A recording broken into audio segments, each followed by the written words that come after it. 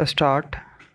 लद्दाख की गलवान घाटी में भारत चीन के सैनिकों के बीच हिंसक झड़प में कर्नल और 2 भारतीय जवानों का बलिदान व्यर्थ नहीं जाना चाहिए।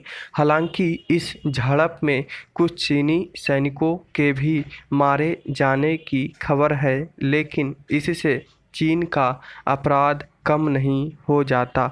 उसने एक बार फिर जिस तरह हमारी पीठ पर छुरा घोंपने का काम किया, उसके बाद इस नतीजे पर पहुंचने के अलावा और कोई उपाय नहीं कि वह हमारे सबसे बड़े और साथ ही शातिर शत्रु के रूप में सामने आ गया है। यह धूर्तता की पराकाष्ठा है कि वह भारतीय क्षेत्र में अतिक्रमण भी करता है और फिर भारत को शांति बनाए रखने का उपदेश देते हुए पीछे हटने से इनकार भी करता है।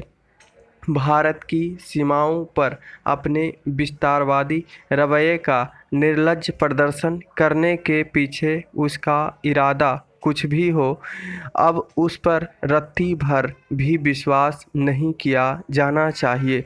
गलवान घाटी की घटना यही बता रही है कि पानी सिर से ऊपर बहने लगा है।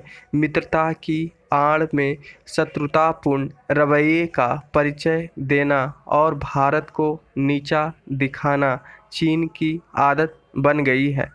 हालांकि उसकी इस गंदी आदत के बावजूद भारतीय नेतृत्व ने सदैव संयम का परिचय दिया है, लेकिन अब जब वह इस संयम को कमजोरी के तौर पर देखने लगा है, तब फिर भारत को उसका मुगालता दूर करने के लिए हर मोर्चे पर सक्रिय होना होगा।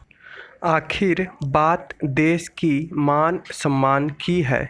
चीन को यह पता चलना ही चाहिए कि वह दादागिरी के बल पर भारत से अपने रिश्ते कायम नहीं कर सकता।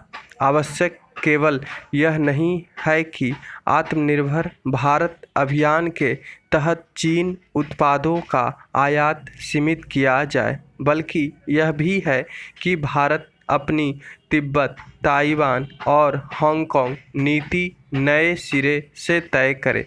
इसी तरह भारत को अमेरिका, ऑस्ट्रेलिया, जापान के साथ अपने रणनीतिक गठजोड़ को धार देनी चाहिए, ताकि हिंद महासागर में चीन की विस्तारवादी इरादों को नाकाम किया जा सके।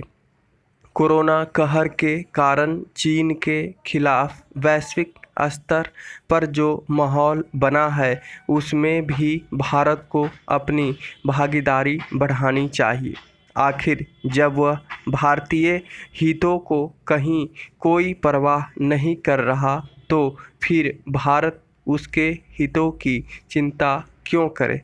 तानाशाह चीनी नेतृत्व को यह संदेश देने की सख्त ज़रूरत है कि ताली एक हाथ से नहीं बज सकती। हुआवे शरीकी जिन चीन कंपनियों को दुनिया के अन्य देश दरवाज़ा दिखा रहे हैं, उन्हें भारत में भी पांव रखने की जगह नहीं मिलनी चाहिए। भारत को शंघाई सहयोग परिषद जैसे मंचों से बाहर निकलने की भी तैयारी करनी चाहिए।